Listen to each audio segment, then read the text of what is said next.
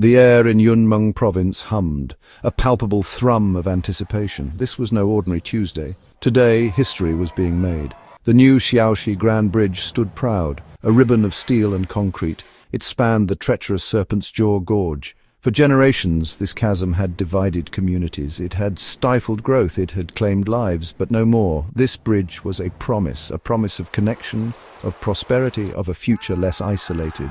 The local dignitaries assembled. Their faces beamed with pride, this project. Their magnum opus, years of planning, Herculean effort, vast sums of money, all culminating in this single, glorious structure. Schoolchildren waved small, brightly coloured flags. The scent of celebratory firecrackers, though not yet lit, seemed to hang in the air. This bridge was more than just infrastructure. It was a symbol, a monument to human ingenuity, a bold statement against the indifference of nature's obstacles. They had conquered the gorge. Old Man Wei, a village elder, watched. His eyes, though clouded with age, saw clearly. He had seen the gorge swallow dreams. He had seen the arduous journeys, this bridge. It was a miracle in his lifetime, a testament to a new era. He nodded slowly, a silent approval. The scissors glinted in the morning sun. The Xiaoxi Grand Bridge was officially open. Half a world away, the hum was different. Not of celebration, but of cooling fans, of servers processing endless data streams. At the Global Cartography Institute, Dr. Aris Thorne squinted. He leaned closer to his monitor. A routine satellite pass, updating imagery of remote Asia. Section 7G, Yunmeng Province. He had overseen thousands of these scans, usually a tedious affair, updating river courses, noting deforestation, the minutiae of a changing planet. But this was not minutiae. He adjusted the spectral filters. He zoomed in, then zoomed again. His breath caught. There, clear as day, was the Xiaoxi Grand Bridge, a remarkable feat of engineering, even from orbit. He cross-referenced the construction timelines. Yes, inauguration scheduled for today. All seemed in order, except for the other one, a few kilometers to the west, nestled in an even more inaccessible part of the gorge, another bridge, identical, utterly, impossibly identical. Thorne rubbed his eyes. Fatigue, an optical illusion, a glitch in the imaging software. He ran diagnostics. All systems nominal. He pulled up archival footage, yesterday's past, the day before. Nothing, just rugged, impassable terrain. This second bridge, it had simply appeared as if materialized from the very air.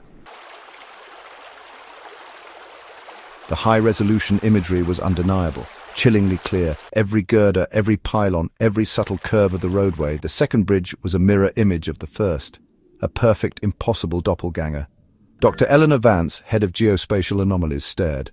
Her expression, usually one of stern composure, was etched with disbelief. "This cannot be," she murmured. Yet there it was, mocking their understanding of logistics, of construction, of reality itself. The location was preposterous, miles from any road, hemmed in by sheer cliffs. To build such a structure there, conventionally, it would take years. An army of workers, a supply chain visible from space. There was none of that. No telltale scars on the landscape, no access tracks, no discarded equipment.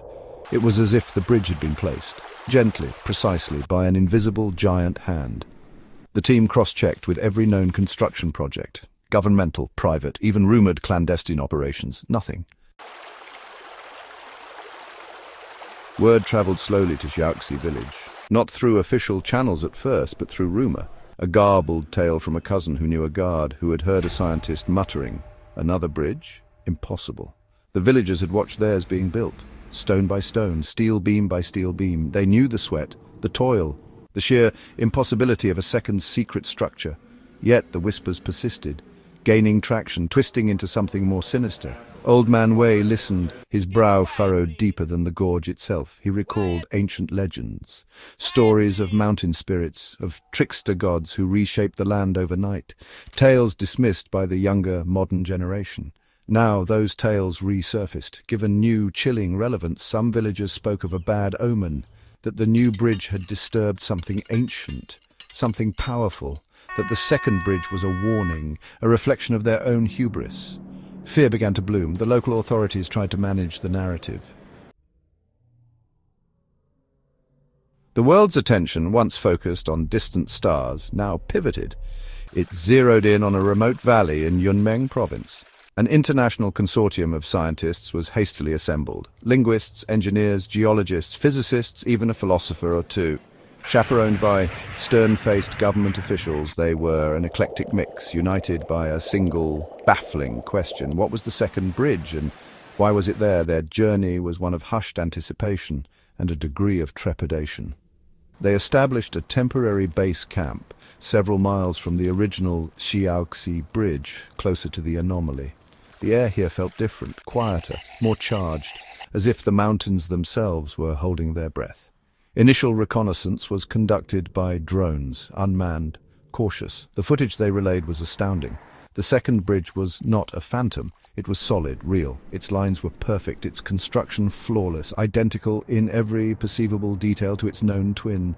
Dr. Lena Hansen, a renowned structural engineer, watched the feeds. Her mind, a repository of bridge designs and stress tolerances, reeled. The precision, she whispered. It's too perfect, as if it was 3D printed by giants. There were no footprints, no vehicle tracks, no debris. The surrounding wilderness was untouched, as if the bridge had simply been lowered into place. The initial scans were baffling. No unusual radiation, no exotic energy signatures. The bridge seemed inert, just steel and concrete, or so they thought. Samples were taken, drilled with immense care, from inconspicuous locations on the second bridge. These were rushed back to the mobile labs, and then to more sophisticated facilities worldwide.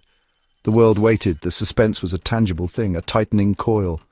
What secrets did its very fabric hold? The results trickled in, then flooded, creating not clarity, but deeper confusion. The material composition was identical to the Xiaoxi Grand Bridge. The same specific alloy of steel, the same aggregate in the concrete, down to the trace elements, as if sourced from the very same batches. This was impossible. The factories that supplied the original bridge had meticulous records. No such vast additional order had ever been placed or fulfilled. It was a logistical nightmare, a factual impossibility. Then came the dating analysis, carbon dating of any organic microparticles, optically stimulated luminescence for the concrete, techniques designed to pinpoint an age. The results were contradictory. Some tests suggested the materials were brand new, as if formed yesterday. The vacuum of facts was quickly filled by speculation, by wild imaginative theories.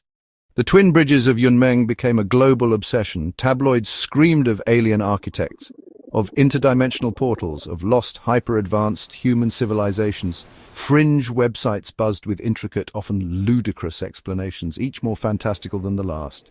Yet even sober scientists found themselves entertaining notions once confined to fiction. What else could explain it? Governments were understandably alarmed. The second bridge posed no obvious military threat. It didn't radiate hostile energy. It didn't move, but its origin, its purpose, these were colossal unknowns. Covert intelligence agencies scrambled, trying to find a terrestrial explanation, a rogue state, a secretive corporation with unimaginable technology, but every lead turned cold. Every investigation hit a silent steel and concrete wall. The bridge was an orphan, parentage unknown, motives obscure. The builders of the original Xiaoxi Grand Bridge were interrogated. Gently at first, then with more urgency. Had they over-ordered materials? Were there secret duplicated plans? Their confusion and bewilderment were genuine. They had built one bridge, one. The existence of a perfect unsanctioned twin was as shocking to them as to anyone else. Days turned into weeks. The initial flurry of activity around the second bridge settled. It became a strange, permanent fixture in the landscape, a monitored anomaly. The scientific teams maintained their vigil, rotating personnel, refining their instruments, waiting for something, anything. Most believed it would remain inert, a static puzzle, a curious relic of an inexplicable event. They were, it turned out, mistaken. The bridge was not entirely passive. It began subtly, so subtly it was almost missed. Dr. Jian Li, a specialist in quantum resonance, noticed it first. A faint, almost imperceptible hum, not audible to the human ear, but detectable by his most sensitive equipment. It was a low-frequency vibration, deep within the structure of the second bridge. It hadn't been there before. He checked his logs, he recalibrated his sensors. The hum was real, and it was ever so slightly growing in intensity. The subtle hum persisted. The faint shimmer remained.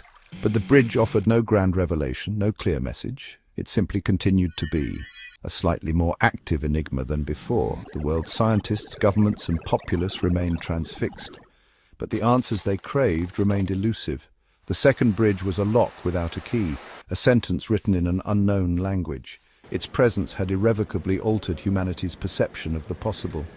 What was its purpose? This question echoed in laboratories, in government chambers, in quiet homes across the globe. Was it a gift, a test, a cosmic accident, or merely the first hint of something far larger, far more complex, yet to be revealed? The philosophers argued it was a mirror, reflecting humanity's own limitations, its yearning for meaning in a universe that often offered only silence, or in this case, two bridges where there should only be one. The original Xiaoxi Grand Bridge now carried its traffic. Life in the valley, though forever changed by the proximity of the unknown, gradually found a new rhythm.